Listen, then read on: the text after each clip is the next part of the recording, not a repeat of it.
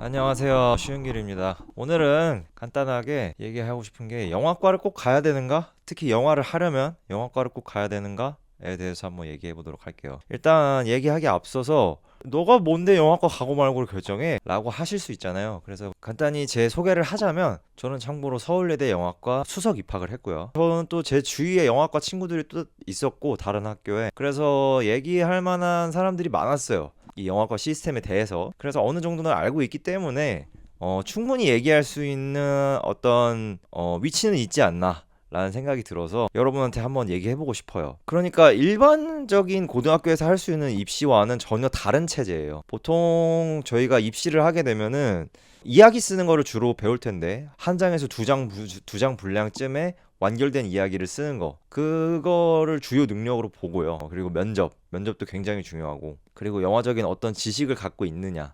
근데 이게 막 무슨 해박한 지식이라기보다는 이 사람이 어느 정도 영화의 진심이구나. 영화에 대해서 충분히 알아보고 여기에 도전하고 있구나를 보는 거니까. 그런 거에 있어서도 되게 중요했고 사실 영화과라고 해서 어떤 예술의 측면이라고 있어서 혼자만 할 수 있는 예술이 아니에요. 그러니까 글이라는 측면에 있어서도 혼자 할 수 있는 그건 아니다. 저는 좀 단언코 이렇게 말씀드릴 수 있고 당신이 정말 독특한 개성의 예술의 소유자가 아니라면은 사람들과 얘기도 하고 그 글에 대해서 피드백도 받고 그런 시간이 필요하다고 생각해요. 그게 꼭 학원일 필요는 없어. 근데 하여튼간 자기만의 세계에 갇혀 있어서는 영화과에 들어가기가 조금 어렵다. 하여간 그렇게 해서 영화과 입학해서 영화를 이제 만들죠. 그 교수님도 이걸 알면서 하고 있는 건가? 이 자기가 무슨 수업을 하고 있는지? 약간 그런 경우가 많아. 그러니까 나도 수업을 듣고 나서 내가 오늘 뭘 들은 거지?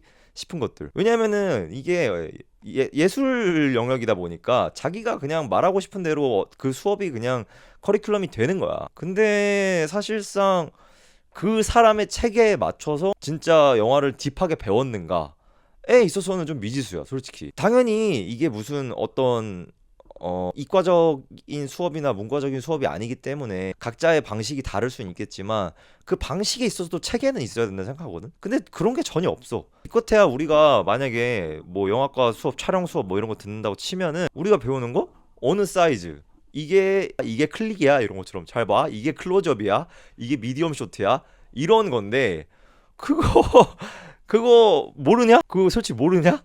다 아시잖아. 지금 보시는 분들도 다 알 거야. 그게 뭐 어떤 쇼트인지. 그거 그냥 검색하면 나오는데.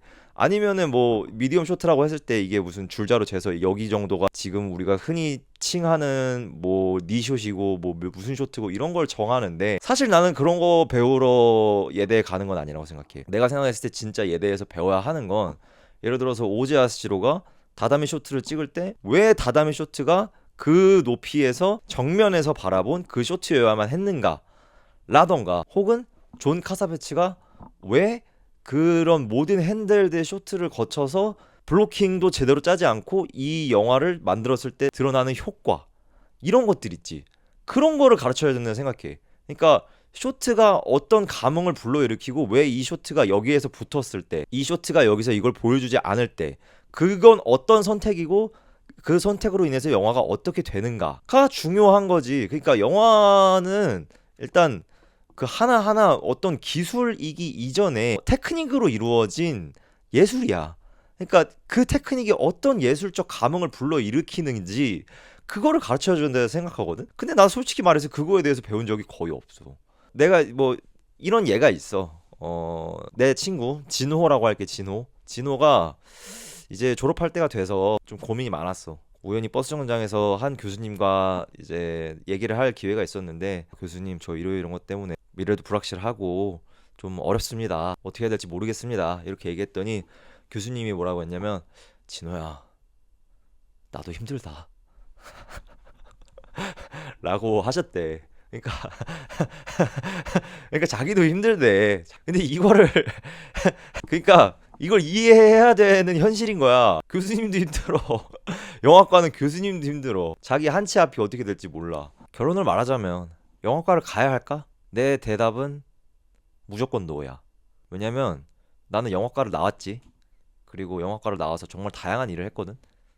조명 쪽에서도 한 1년 있었고 뭐 촬영 스텝으로 나간 거는 엄청 많고 혼자서 이제 단편 영화도 만들어 보고 다양한 기술을 익힐 수 있을 정도의 레벨이 됐어. 근데 이렇게 되면서 내가 느끼는 거는 내 주위에 영화과가 아닌 사람들이 진짜 많은데 그럼에도 불구하고 영화 감독을 하고 싶다고 하는 사람들이 있어. 근데 그 사람들이 만들어내는 작업물들 있지. 그게 전혀 퀄리티가 떨어지지 않아. 그리고 그 사람들은 영화과를 다니지 않아서 그런지 모르겠지만 어쨌든 간에 그런 것에 있어서 뭐랄까 아직 동경이 남아 있어.